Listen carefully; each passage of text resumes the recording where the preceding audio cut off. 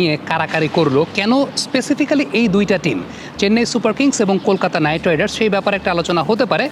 মূলত আইপিএলে যখন কোনো একজন প্লেয়ারকে নেওয়া হয় অনেকগুলো বিষয় কিন্তু অ্যানালাইসিস করে তারপরে নেওয়া হয়, বা কোনো একটা ফ্র্যাঞ্চাইজি কোনো প্লেয়ারকে নিতে চাইলে অনেকগুলো বিষয় অ্যানালাইসিস করে তারপরে নেওয়ার চেষ্টা করে। প্রথম যে বিষয়টি ইম্পর্টেন্ট সেটা হচ্ছে হোম কন্ডিশনে, যেহেতু ম্যাক্সিমাম নাম্বার অফ ম্যাচেস খেলতে হয় প্রত্যেকটা দলকেই, সো ওই হোম কন্ডিশনে কোন প্লেয়ারটা আসলে অ্যাডভান্টেজ দিতে পারে। আমরা জানি চেন্নাই বা চিপকের মাটিতে মুস্তাফিজুর রহমানের কাটারগুলো যেভাবে ধরেছে, চেন্নাই সুপার কিংস তার প্রতি আগ্রহী হবে, সেটা খুবই স্বাভাবিক। কলকাতার ক্ষেত্রে যে বিষয়টা হয় সেটা হচ্ছে কলকাতার টি-20 ক্রিকেটে যে ধরনের উইকেটে খেলা হয়, ইনিশিয়ালি উইকেট বেশ ভালো থাকে, বাট যত টাইম প্রোগ্রেস হয় উইকেটের একটা স্লোইশ নেচার দেখতে পাওয়া যায় এবং অফ দ্য পিচ বেশ ভালো কাটারও কিন্তু ধরে। সো কলকাতা নাইট রাইডার্সের এরকম একজন পেস বোলার প্রয়োজন, যে পেস বোলার আসলে ইন দ্য ইয়ার সুইংয়ের চাইতে সারফেসটাকে খুব ভালো মতো ব্যবহার করতে পারে। That's why along with Chennai Super Kings Kolkata Knight Riders কিন্তু তাকে একদম হার্ট অ্যান্ড সোল চেষ্টা করেছে দলে নেওয়ার জন্য। কারণটা হচ্ছে হোম কন্ডিশনে ম্যাক্সিমাম নাম্বার অফ ম্যাচেস খেলতে হবে, হোম কন্ডিশনের একটা অ্যাডভান্টেজের জায়গা। আপনাদের যদি মনে থাকে, মোস্তাফিজুর রহমান যখন ইডেন গার্ডেন্সে তার ব্যক্তিগত প্রথম ম্যাচটা খেলেছিলেন ইন্টারন্যাশনাল টি-20-তে, সেই ম্যাচে কিন্তু মোস্তাফিজুর রহমানের একটা ফাইফার ছিল।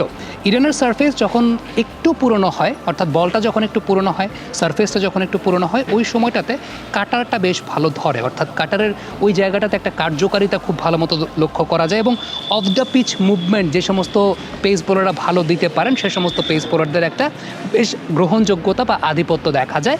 আর চেন্নাই সুপার কিংসের ক্ষেত্রে তো আমরা জানি। দ্বিতীয়ত যে বিষয়টি ইম্পর্টেন্ট সেটা হচ্ছে আপনি যদি টিম কম্বিনেশনটা লক্ষ্য করে দেখেন, কলকাতা নাইট রাইডার্সে ডানহাতি পেস বোলার অনেকেই আছেন, ইভেন তারা ক্যামেরন গ্রিনকে নিয়েছে, তিনিও ডানহাতি পেস বোলার, হর্ষিত রানা আছেন, তিনিও ডানহাতি পেস বোলার, বৈভব আরোরা আছে, তিনিও ডানহাতি পেস বোলার। সো আইপিএলে যে বিষয়টা আমরা জানি সেটা হচ্ছে বাহাতি ডানহাতি একটা কম্বিনেশনের পেস বোলার থাকে এবং কলকাতা নাইট রাইডার্সে সেই জায়গাটা একটা ফাঁকা ছিল। কলকাতার সারফেস এবং সেই অনুযায়ী বাহাতি পেস বোলার সব কিছু মিলিয়ে 2-4 কলকাতা নাইট রাইডার্স মুস্তাফিজুর রহমানের জন্য সেই জায়গাটায় এগ্রি করেছে। এবং মোস্ট ইম্পর্ট্যান্ট ফ্যাক্টর যেটা সেটা হচ্ছে যে কলকাতার এই লাইন আপে আপনি যদি চিন্তা করে দেখেন যে একমাত্র বাহাতি পেস বোলারটা কিন্তু আসলে মুস্তাফিজুর রহমানের রয়েছেন। সো তার ম্যাক্সিমাম নাম্বার অফ ম্যাচেস খেলার সম্ভাবনাটাও বেশি। অনেকে হয়তো বা চিন্তা করতে পারেন যে কলকাতায় মুস্তাফিজ ম্যাচ পাবে কি না, কতটুকু ম্যাচ পাবে, বাট যেহেতু আমরা কম্বিনেশনের কথা বলছি, দেখেন গত বছরও কিন্তু স্পেন্সার জনসন কলকাতার টিমে ছিলেন, তার আগের বছর মিচেল স্টার্ক কলকাতার টিমে ছিলেন। আর কলকাতা সবসময় কিন্তু আনঅর্থোডক্স বোলিংকে প্রেফার করে এসেছে, সেটা স্পিনারদের ক্ষেত্রে আমরা দেখেছি। আরেকটা খুব ইম্পর্ট্যান্ট ব্যাপার সেটা হচ্ছে যে মুস্তাফিজুর রহমান থাকা মানে ইনিশিয়ালি শুরুর দিকে আপনি স্পিনের সর্বোচ্চ ব্যবহারটা করতে পারবেন, কারণ মুস্তাফিজের কার্যকারিতাটা কিন্তু ডেথ ওভার্সে অনেক ভালো।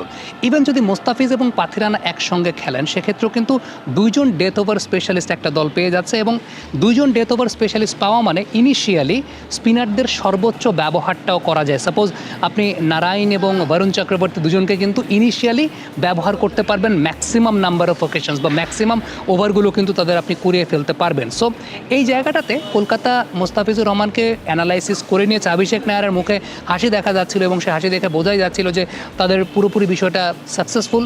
চেন্নাই সুপার কিংসের ব্যাপারটাও কিন্তু সেরকম, তারা স্পিন ডমিনেটিং বা স্পিন হেভি একটা লাইন আপ থাকে এবং ডেথ ওভার্স নিয়েও তারা ওইভাবে চিন্তা করে। তারা সবসময় এক্সপিরিয়েন্সড ক্যাম্পেনারদেরকে আধিপত্য দিয়ে এসেছে বা প্রাধান্য দিয়ে এসেছে, যে বোলারটা মাথা দিয়ে বোলিং করতে পারেন। মহেন্দ্র সিং ধোনি আছে, বেশ ভালো ইউটিলাইজেশনটা তিনি এক্সপিরিয়েন্সড ক্যাম্পেনারদেরকে দিয়ে বেশি করান, ভেটেরান ক্যাম্পেনারদেরকে দিয়ে বেশি করান। সো সেই জায়গাটাতে চেন্নাই সুপার কিংসও তার প্রতি বিট করেছে। আরেকটা বিষয়, মুস্তাফিজ যেহেতু চেন্নাইতে একবার খেলেছেন, একটা কালচার তো বিল্ড আপ হয়েছে, একটা ফ্যান বেস বিল্ড আপ হয়েছে। ওই যে মানে যে বিষয়টা দেখা যায় যে ফ্র্যাঞ্চাইজি লিগে লজিস্টিক্স একটা অনেক বড় বিষয় থাকে। সো মুস্তাফিজের পছন্দ অপছন্দ চেন্নাইয়ের একটা কমফোর্ট জোনের মধ্যে আছে। সো এই কারণে চেন্নাই সুপার কিংস তার প্রতি ওই বিডিংয়ের জায়গাটায় গেছে। লাস্টলি যে বিষয়টা কমার্শিয়াল ফ্যাক্টর, বাংলাদেশের মার্কেট ডেফিনেটলি অনেক বড় মার্কেট। যে বাংলাদেশের এই একজন পেস বোলার যিনি পুরো বিশ্বব্যাপী সমাদৃত, সো আলটিমেটলি তাকে নেয়ার জন্য ওই কমার্শিয়াল পয়েন্টও একটা অনেক বড় বিষয়, বাট সেটা একটা সেকেন্ডারি অপশন, সেটা প্রাইমারি অপশন না। মুস্তাফিজ এখন যে মানের বোলার, মুস্তাফিজ নিজেকে যেভাবে আপগ্রেড করেছেন, এই মুহূর্তে যেভাবে তিনি ফর্মে আছেন, অনেকে হয়তো বলবেন যে মুস্তাফিজ তার প্রাইম টাইমে ছিলেন 2015-16 সালে। আমি বলবো মুস্তাফিজ ওটা তার ক্যারিয়ারের ইনিশিয়াল স্টেজে ছিলেন, যেই ইনিশিয়াল স্টেজটা আসলে প্রত্যেকটা প্লেয়ারেরই ওই সময়টায় তাদের প্রতি খুব বেশি অ্যানালাইসিস করা হয় না, কিংবা তাদের বডি একদম ফ্রেশ থাকে, ইনজুরির ধকল থাকে না। সো এই স্টেজটা মোটামুটি সবারই ভালো যায়। মুস্তাফিজ তার ক্যারিয়ারের প্রাইম টাইমে এই মুহূর্তে আছেন, এখন আছেন, কারণ একটা সার্টেন স্টেজ খেলার পর তার ইনজুরির ধকল কাটিয়ে ফাইন টিউনিং করে প্ল্যান এ থেকে প্ল্যান বিতে, প্ল্যান বি থেকে প্ল্যান সিতে গিয়ে মোস্তাফিজ অনেক বেশি মাত্রায় পলিশড, মোস্তাফিজ অনেক বেশি মাত্রায় শার্প। সো এইটাকে আমি বলবো তার ক্যারিয়ারের প্রাইম টাইমের জায়গা। সো আমার কাছে ব্যক্তিগতভাবে মনে হয় যে কলকাতা নাইট রাইডার্স এবং চেন্নাই সুপার কিংস তারাই বিট করেছে। মোস্তাফিজকে পাওয়ার জন্য ডেসপারেট ছিল। তার অন্যতম বড় কারণ অ্যানালাইসিস করতে গেলে যেটা দেখা যায় সেটা হচ্ছে প্রথমত হোম কন্ডিশনের অ্যাডভান্টেজটা নেওয়া, দ্বিতীয়ত যে বিষয়টি ইম্পর্টেন্ট সেটা হচ্ছে যে টিম কম্বিনেশনে আসলে কোন টিমের সাথে কে খাটে ডেথ ওভার্সে।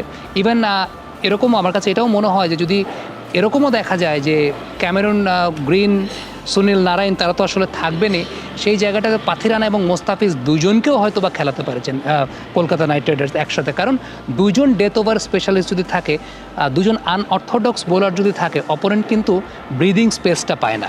সো এটা একটা অনেক ইম্পর্টেন্ট ফ্যাক্টর হতে পারে এই আইপিএলে। কমেন্ট বক্সে আপনাদের মন্তব্য মতামত জানতে চাই।